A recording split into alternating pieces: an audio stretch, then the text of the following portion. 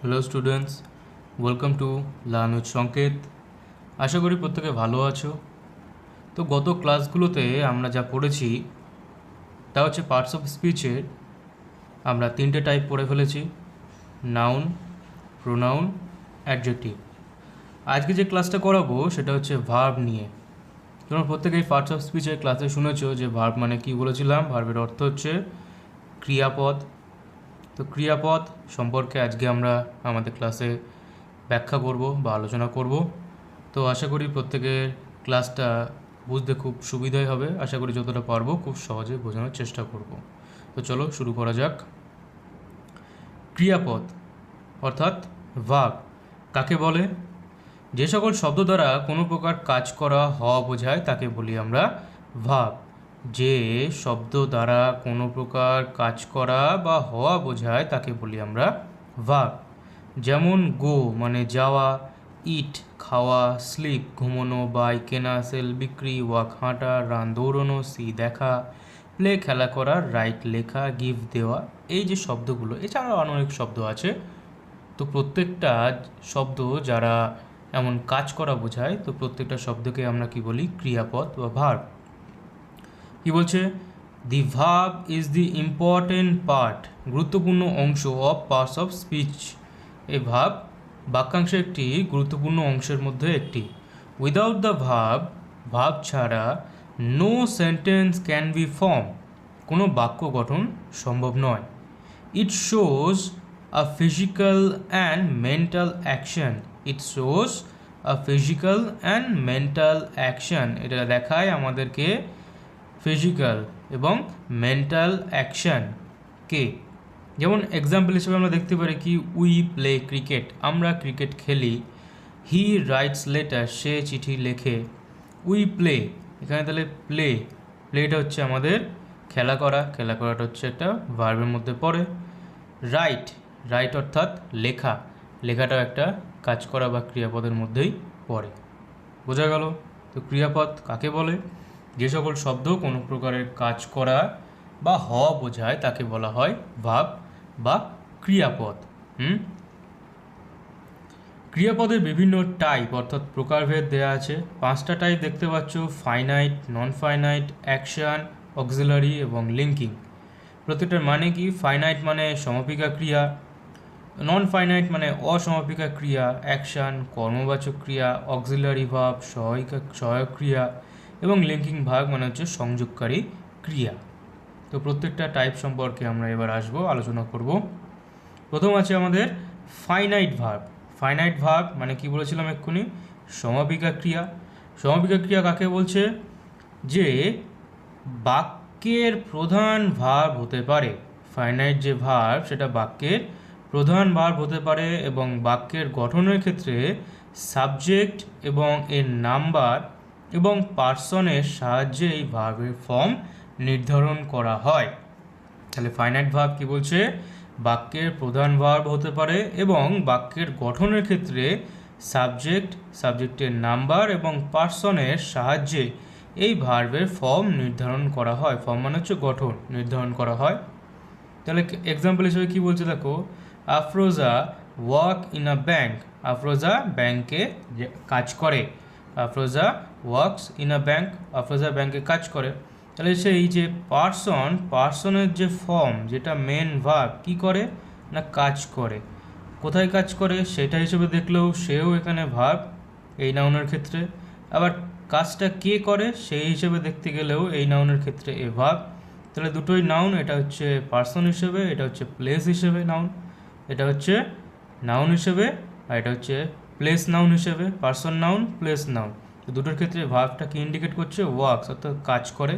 তো কাজ করাটা একটা ভার্ব, তাই সেটা হচ্ছে ফাইনাইট ভার্ব এবং বাক্যের এটা প্রধান ভার্বের মধ্যে একটি। তো ফাইনাইট ভার্ব কি বলছে? বাক্যের প্রধান ভার্ব হতে পারে এবং বাক্যের গঠনের ক্ষেত্রে সাবজেক্টের নাম্বার এবং পার্সনের সাহায্যে এই ভার্বের ফর্ম নির্ধারণ করা হয়। বোঝা গেল? পরেরটা কি বলছে? Non finite verb. Non finite verb কি বলছে? যে কখনো তা মেন ভার্ব হতে পারে না। তাহলে বাক্যে আমরা দুটো টাইপের ভার্ব পাই, একটা হচ্ছে মেন ভার্ব, একটা হচ্ছে সাবঅর্ডিনেট বা অক্সিলারি বলতে পারি, হ্যাঁ, বা হেল্পিং ভার্ব। তো নন ফাইনাইট ভার্ব অনেকটা হেল্পিং ভার্বের মতোই কাজ করে, যেটা কখনোই মেন ভার্ব হতে পারে না। নন ফাইনাইট ভার্ব বাক্যে সাধারণত অ্যাডজেক্টিভ অথবা অ্যাডভার্ব হিসেবে কাজ করে। অ্যাডজেক্টিভ অর্থাৎ আমরা কি বললাম, অ্যাডজেক্টিভ মানে বিশেষণ, এবং অ্যাডভার্ব অর্থাৎ ক্রিয়া বিশেষণ, দুটোরই একই কাজ। অ্যাডজেক্টিভ হচ্ছে নাউন এবং প্রোনাউনের দোষগুণ অবস্থা সংখ্যা পরিমাণ বোঝায়, এবং অ্যাডভার্ব হচ্ছে শুধুমাত্র ক্রিয়াপদেরই দোষগুণ অবস্থা পরিমাণ সংখ্যা বোঝায়। দুটোই একই কাজ করে, কিন্তু দুটোর সাবজেক্টটা হচ্ছে আলাদা। অ্যাডজেক্টিভ হচ্ছে নাউন আর প্রোনাউন ক্ষেত্রে, আর অ্যাডভার্ব হচ্ছে খালি ভার্বের ক্ষেত্রে। তো কি বলছে, ফাইনাইট ভার্ব কখনো মেন ভার্ব হতে পারে না, এবং নন ইনফাইনাইট ভার্বের সাধারণত অ্যাডজেক্টিভ এবং অ্যাডভার্ব হিসেবে বাক্যে কাজ করে, কিন্তু সে ভার্ব হিসেবে কাজ করতে পারবে না। যেমন উদাহরণ হিসেবে কি বলছে, coming home I saw the man running away. কি বলছে, কামিং হোম যখন বাড়ি আসছিলাম, আই স এ ম্যান আমি দেখলাম একজন মানুষ, রানিং অ্যাওয়ে দৌড়ে যাচ্ছে। তাহলে এখানে দেখতে পাচ্ছ দুটো সেন্টেন্স একসাথে জুড়ে করেছে। তো কামিং হোম বাড়ি আসছিলাম, স এ ম্যান রানিং অ্যাওয়ে, সটা এখানে হচ্ছে আমাদের মেন ভার্বের মধ্যে আসবে, কিন্তু রানিংটা কিন্তু আমাদের এখানে মেন ভার্ব হবে না, এটা হচ্ছে হেল্পিং ভার্ব হতে পারে, অথবা যেটা আমরা বলি নন ফাইনাইট ভার্ব হতে পারে। বোঝা গেল? তো কামিংটাও সেম, নন ফাইনাইট ভার্ব। এটা হচ্ছে নন ফাইনাইট ভার্ব, কিন্তু এটা হচ্ছে আমাদের মেন ভার্ব। এটাকে বলা হয় আমাদের মেন ভার্ব। স মানে দেখা, দেখাটা একটা কাজটা হচ্ছে আমাদের ফাইনাইট ভার্ব। এবং নন ফাইনাইট ভার্ব কী হবে, এখানে রানিং আছে, কামিং আছে, এগুলো সব কিন্তু নন ফাইনাইট ভার্ব, অর্থাৎ সেকেন্ডারি ভার্ব বা হেল্পিং ভার্ব হিসেবে বলতে পারি আমরা। বোঝা গেল? চলো পরেরটা কী বলছে, নন ফাইনাইট ভার্ব তিনটে টাইপে বিভক্ত। এই টাইপগুলোর নাম কি কি? ইনফিনিটিভ, পার্টিসিপেল এবং জিরান্স। ইনফিনিটিভসের মধ্যে কি বলছে, টু ডু করতে, টু ইট খেতে, টু ড্রিঙ্ক পান করতে, টু ড্যান্স নৃত্য করতে। পার্টিসিপেলের মধ্যে কি বলছে, ডুইং করছি, ডান করা হয়ে গেছে, ইটিং খাচ্ছি, ইটেন খাওয়া হয়ে গেছে, ড্রিঙ্কিং পান করছি, ড্রাঙ্ক মানে পান করা হয়ে গেছে। জিরান্ডের মধ্যে কি বলছে, ওয়াকিং, সুইমিং এবং রানিং বর্তমানে যেটা চলছে, এই সময় যেটা চলছে সেইগুলোর কথা বলছে। ওয়াকিং মানে হাঁটছি, সুইমিং সাঁতার কাটছি, রানিং দৌড়চ্ছি। এইগুলো হচ্ছে আমাদের তিনটে টাইপের নন ফাইনাইট ভার্বের মধ্যে পড়ে। নন ফাইনাইট ভার্ব হচ্ছে তিন প্রকারের, ইনফিনিটিভ, পার্টিসিপেল এবং জিরান্স। এদের কোনো সংজ্ঞা এরকমভাবে কিছু বলার কোনো সংজ্ঞা বা বলার কোনো সম্ভব নয়, জাস্ট উদাহরণ হিসেবে তোমরা এগুলো দেখতে পারো। তো চলো পরেরটা কী বলছে, action verb. Action verb subject এবং এর কাজকে বর্ণনা করে। অ্যাকশন ভার্ব সাবজেক্ট এবং এর কাজকে বর্ণনা করে। যে কোনো কাজকে অ্যাকশন ভার্ব হিসেবে বিবেচনা করতে পারি। যে কোনো কাজকেই আমরা অ্যাকশন ভার্ব হিসেবে বিবেচনা করতে পারি। হ্যাঁ, উদাহরণ হিসেবে কী বলছে, I will do my work, আমি আমার কাজটা করছি। I will do my work, আমি আমার কাজটা করবো বা করতে যাচ্ছি, এরকম কিছু। She watches TV, say TV দেখছে। তাহলে এখানে দেখো কোনটা কাজ করছে মনে হচ্ছে, এখানে বলছে ওয়ার্ক মানে কাজ করা, ডু এখানে একটা ভার্ব। তো do, I will do my work, আমি আমার কাজটা করছি। এখানে এই যে ডুটা হচ্ছে আমাদের অ্যাকশন ভার্বের মধ্যে পড়বে।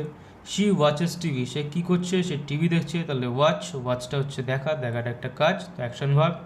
তাহলে এখানে যে কাজ করার যে কথাটা বলছে, অর্থাৎ সাবজেক্টের কাজকে বর্ণনা করছে। আইটা এখানে হচ্ছে সাবজেক্ট, পরের লাইনে সিটা হচ্ছে সাবজেক্ট।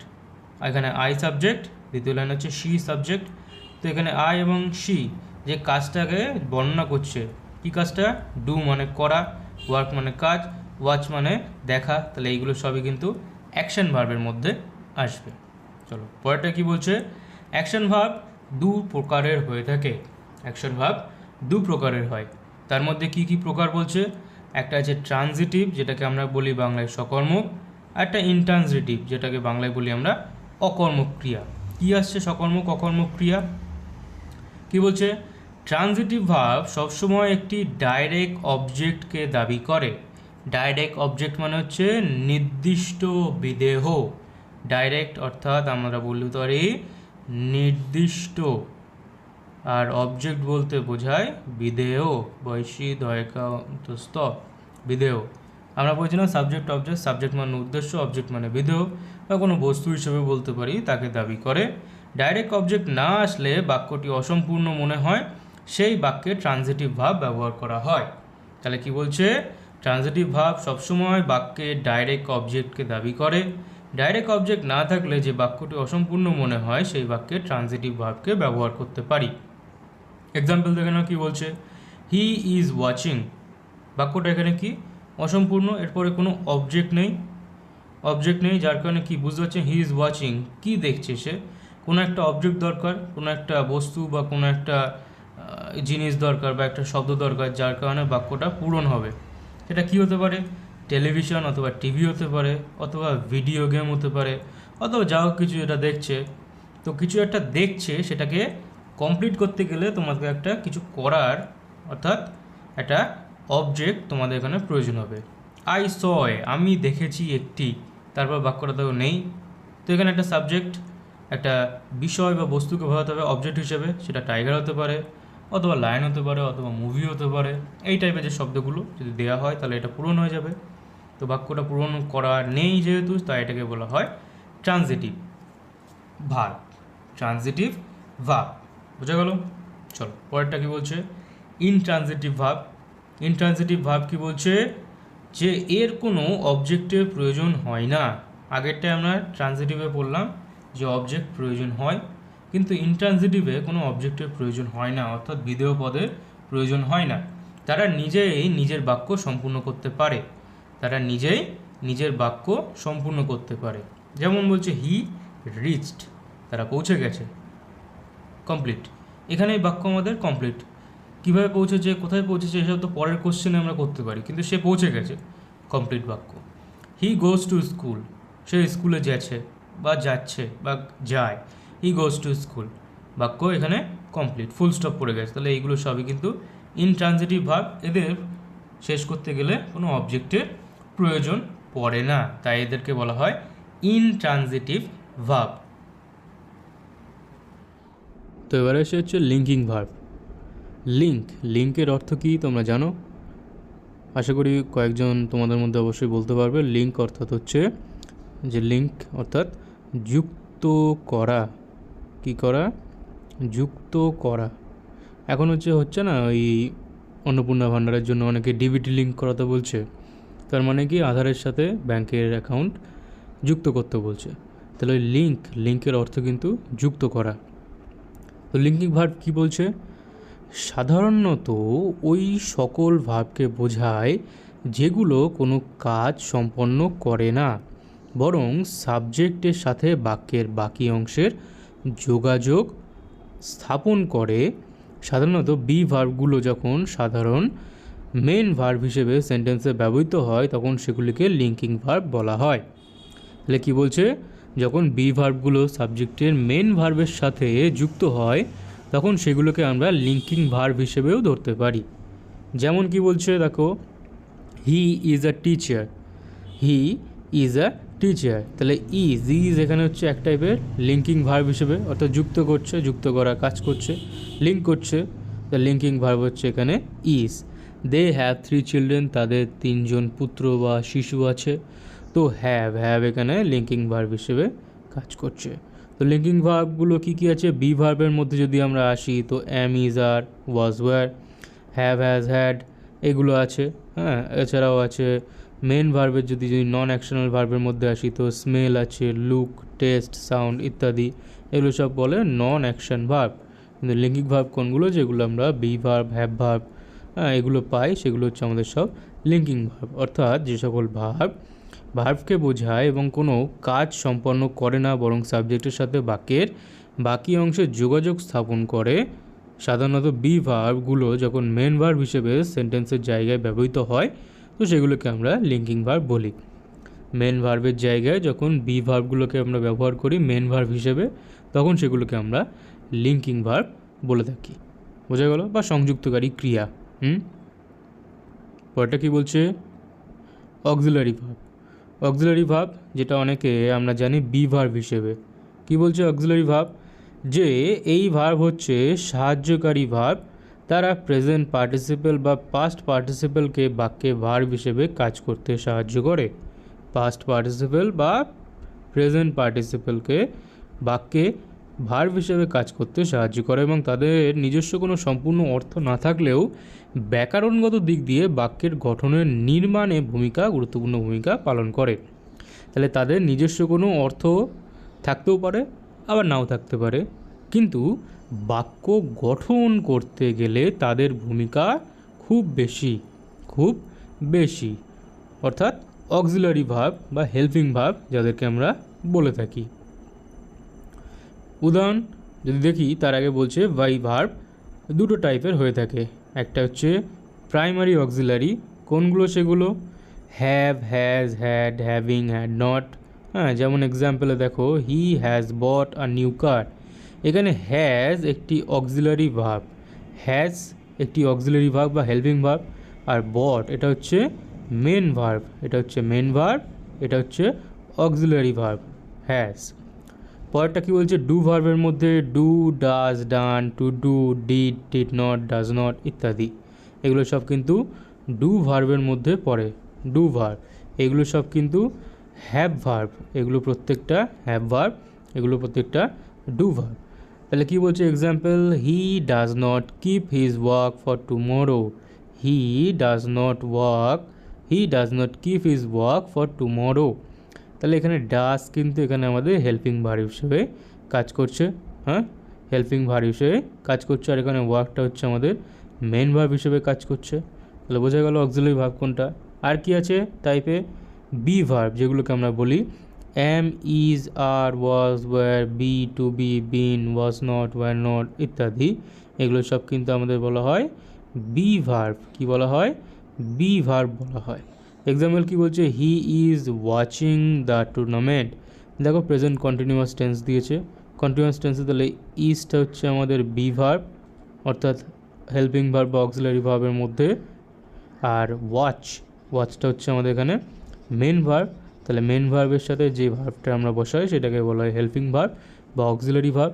তাহলে এগুলো সবই কিন্তু প্রাইমারি অক্সিলারি, তার মধ্যে হ্যাভ ভার্ব, ডু ভার্ব আর বি ভার্ব আছে। তাহলে আরেকটা টাইপ কী আছে তাহলে?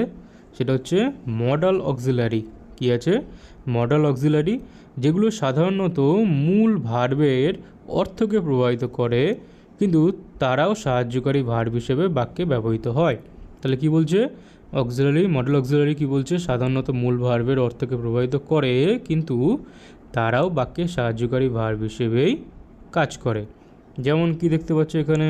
উড, মাস্ট, উইল, টু, হ্যাঁ, অট, মাইট, মে, কুড, ক্যান, শুল, শ্যাড, এগুলো সব কিন্তু সব আমাদের অক্সিলারি, মডেল অক্সিলারির মধ্যে পড়ে থাকে। হি মে কাম হোম টুমরো। হি মে কাম হোম টুমরো। তাহলে মে এখানে আমাদের অক্সিলারি, মডেল অক্সিলারি হিসেবে কাজ করছে। হ্যাঁ, কোথায় আসবে? কামটা হচ্ছে এখানে আমাদের মেন ভার্ব, আর মেটা হচ্ছে আমাদের এখানে মডেল অক্সিলারি বা হেল্পিং ভার্ব, আর কাম এখানে হচ্ছে আমাদের মেন ভার্ব। কামটা হচ্ছে আমাদের এখানে main verb. You should not run to the sun. তাহলে শুডটা আমাদের এখানে হচ্ছে মডেল অক্সিলারি এবং রানটা হচ্ছে আমাদের এখানে main verb. You can take rest now. ক্যানটা এখানে আমাদের মডেল অক্সিলারি, আর টেক রেস্ট অর্থাৎ ঘুমানো হতে পারে বা একটুখানি বসা হতে পারে, তাই এটা হচ্ছে আমাদের কিন্তু মেন ভার্বের মধ্যে পড়বে। এই হচ্ছে আমাদের মডেল অক্সিলারি। বোঝা গেল? চলো পরেরটা কী বলছে? পরেরটা তোমাদের ওয়ার্কশিট দিয়েছি, যেখান থেকে কি বলছে? ভার্ব খুঁজতে হবে। Read the sentence and circle a verb. যেখান থেকে একটা ভার্ব খুঁজে তাকে সার্কেল করতে হবে, গোল পাকাতে হবে। কি বলছে প্রথমটা? The dog ate some food. Ate খেয়েছিল, খাওয়া একটা ভার্ব, তাই এটটা এখানে ভার্ব হিসেবে কাজ করবে। My dad gave me an Apple. আমার বাবা আমাকে একটা আপেল দিয়েছে। দেওয়াটা এখানে একটা ভার্ব, তাহলে গেভ হবে আমাদের ভার্ব। তিনটা কি বলছে? We went to the park. Went গিয়েছিল পার্কে। কোথায় গিয়েছিল? পার্কে গিয়েছিল, তাই পার্কে যাওয়া বা গিয়েছিল এই প্রত্যেকটা কিন্তু হয়ে যাবে আমাদের সব ভার্ব। পরেরটা কী বলছে? I found a yellow flower. Found খুঁজে পাওয়া, খুঁজে পাওয়াটা একটা কাজের মধ্যে পড়ে, তাই ফাউন্ডটা হচ্ছে verb. My cat likes to play. আমার বিড়াল খেলতে পছন্দ করে, তাহলে প্লেটা খেলা করা, খেলা করা একটা কাজ, ভার্ব। ছয়টা কী বলছে? She went to the mall. সে মলে গিয়েছিল। ওয়েন্ট গিয়েছিল, যাওয়া, এগুলো সবই কিন্তু ভার্বের মধ্যে পড়ে। বোঝা গেল? তাহলে ছটা আমরা করলাম আজকে। এই নিয়ে কোনো আশা করি ডাউট হয়তো তোমাদের থাকবে না। তো আজকের ভার্ব এই পর্যন্তই। আশা করি তোমাদের হয়তো বুঝতে অসুবিধা হয়নি। যার যেখানে অসুবিধা হবে অবশ্যই কমেন্ট করবে, আমি রিপ্লাই দেব। এবং যারা যারা আমাদের এই চ্যানেলে যুক্ত আছো, আমাদের চ্যানেলের টেলিগ্রাম লিঙ্ক দেখবে তোমাদের কমেন্ট ডেসক্রিপশানে দেওয়া থাকবে। অবশ্যই সেখানে গিয়ে তোমরা তোমাদের আজকের ক্লাসের পিডিএফটা ডাউনলোড করে নিতে পারবে। তো আজকের ক্লাসটা এখানেই। যারা যারা রাজ্য এবং কেন্দ্রীয় সরকারের পরীক্ষার জন্য ইংরেজির প্রিপারেশন নিতে চাইছো, আমার চ্যানেলের সাথে অবশ্যই যুক্ত হবে। তো আজকে এখানেই, দেখা হবে নেক্সট ক্লাসে।